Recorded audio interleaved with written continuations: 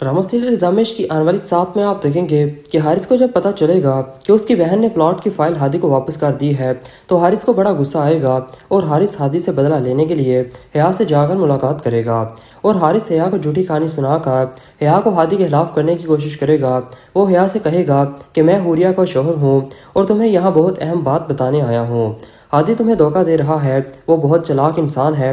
आपको लग रहा होगा कि आपके साथ जो कुछ हुआ ये सब किस्मत का लिखा था, लेकिन हादी के मुताबिक ये सब उसके प्लान का हिस्सा था। उसने जानबूझकर सिर्फ तुम्हें हासिल करने की खातिर ये सारा प्लान बनाया और मुझसे कहा कि उसके अब्बा मेरी और हुरिया की शादी के लिए कभी नहीं मानेंगे, इसलिए मैं हुरिया को भगा कर ले जाऊं और हुरिया को भी ये बात कभी ना बताऊं कि इस सब में हादी ने मेरा साथ दिया था।